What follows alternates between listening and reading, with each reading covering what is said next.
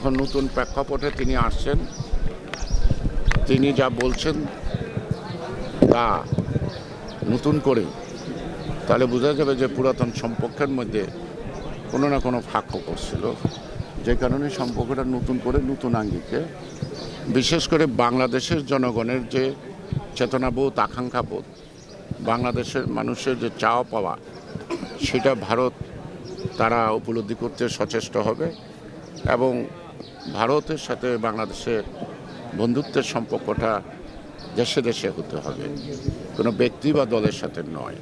কোনো ব্যক্তি বা দলের সাথে দীর্ঘ 17 বছর তারা প্রাণান্তর চেষ্টা করেছে বাংলাদেশের ভোটাধিকার বিনষ্ট করা, মানুষকে প্রতারিত করা এবং একটা লুটপাটের মধ্য দিয়ে দেশটাকে একটা দুর্নীতির অভয়ারণ্য সৃষ্টি করেছে।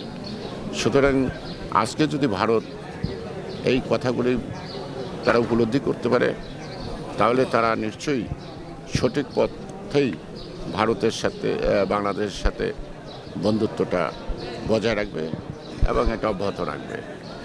আমরা সকল দেশের সাথে বন্ধুত্ব চাই। আমাদের পররাষ্ট্রনীতি, আমাদের জিয়াউর রহমানের ভাষা, আমাদের খালেদা জিয়ার ভাষা, তারেক রহমানের ভাষা এক এবং অভিন্ন। বিদেশে আমাদের বন্ধু আছে, প্রভু নাই।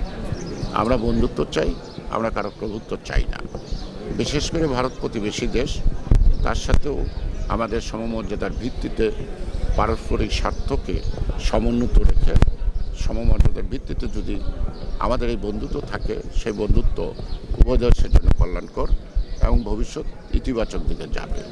সুতরাং মুরব্বিয়ানা অথবা আমাদের উপর খবরদারি এবং সকল কিছু এতদিন দেখা গেছে দিল্লির সংকেত ছাড়া একটা ব্যাংকের এমডিও নিয়োগ হয় নাই এবং কে কোথায় বিচারপতি হবে, কে কোথায় কী বড় বড় পদে থাকবে, কে এমপি হবে, কে মন্ত্রী হবে, সেটা তারা ডিসাইড করতেন। আমরা মনে করি এগুলি হলো শুধু আভ্যন্তরীণ ব্যাপার না, বিভিন্ন রাজনৈতিক দলকে পরিচালনার করে যে প্রবণতা, এটা ভারতকে পরিহার করতে হবে। বাংলাদেশের জনগণই পছন্দ করবে কাকে কোথায় বসাবে। বাংলাদেশের স্বাধীন দেশ, তারাই ডিসাইড করবে কোন জায়গায় কে যোগ্য। সেখানে অন্যের পরামর্শের দরকার নাই। তার যদি অভাব হয় তাহলে তো আমরা